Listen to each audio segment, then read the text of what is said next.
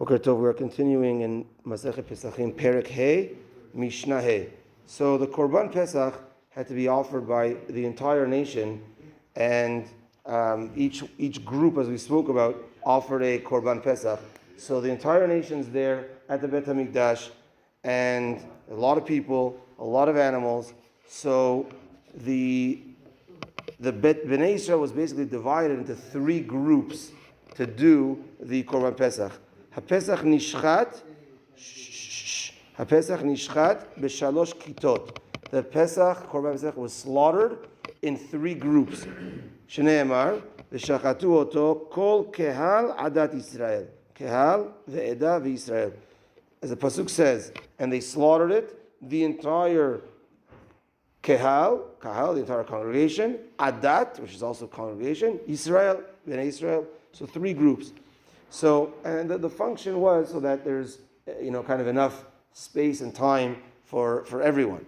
So, Nichnesa Kata Rishona, the first group came in, Nitmaleh Ha'azara.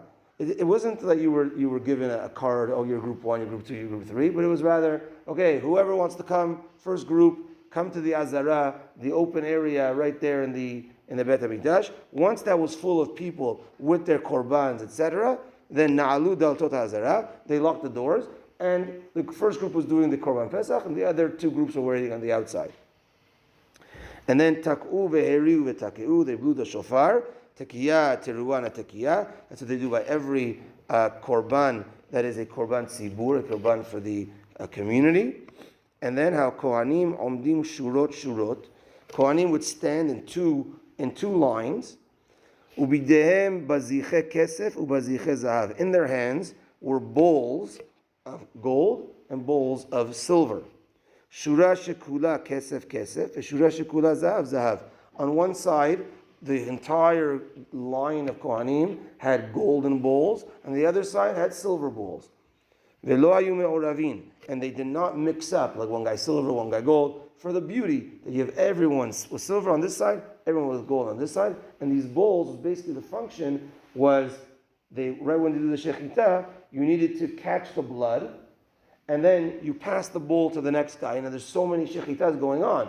So then the first guy beside the animal has an empty bowl to fill up blood, he passes it on, gets from the other guy an empty bowl, and then fills it up with the blood, and keeps on passing it. And the last guy, he gets the blood, and he throws it on the Mizbeach.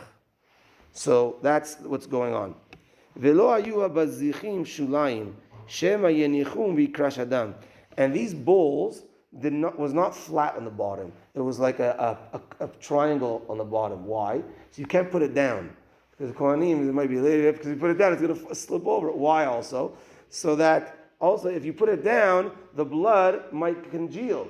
And now you can't throw it on the Mizbeach. So they didn't want anybody to waste, there's no wasting time over here. So the bowls had a point at the bottom, fill up with blood, and keep on passing it down. Let's do the next Mishnah quickly. Shachat Yisrael v'kibel Kohen. Technically, the shechita, the actual slaughtering, could have been done by a Yisrael. Didn't have to be a Kohen. But the accepting of the blood in the holy vessels, that already from that point, Kohanim need to be involved. But the actual slaughtering, so if you knew how to slaughter, you could do your own shechita for the Korban Pesach. From that point on, Kohanim did it. No lachavero v'chavero lachavero. As I explained, each one gave it to its friend, kept on going. Umekabel et hamaleh umachazir et harekan. The guy accepted the full cup of blood, and then the full bowl of blood, and gave the other guy an empty one. So meaning again, in these lineups, you have silver and gold. So the first guy's there, he catches the blood. When he gives to the guy beside him, what really is happening is he's giving him a full bowl of blood, and the person beside me is giving me an empty one, so I can do the next one. And that's how it keeps up. People are having two at the same time. And what do you give first? Says the Mishnah, you give the one with the blood first. So the guy accepts the one with the blood and then gives the empty one. Why? Because the mitzvah is eventually the blood to go on the mizbeach. So when I'm giving a person the full one, that's the one with a mitzvah. Giving me an empty one, that's on the way to do the mitzvah of filling up the blood. So what you want to do first is the mitzvah first, and then the secondary to the mitzvah. So the mitzvah first is passing on the blood. So the guy that was the order. He gets the blood, pass on the blood, give me the empty one. Pass on the blood, give me the empty one. Pass on the blood, give me the empty one. That was the order. He would accept the full one and give him an empty one.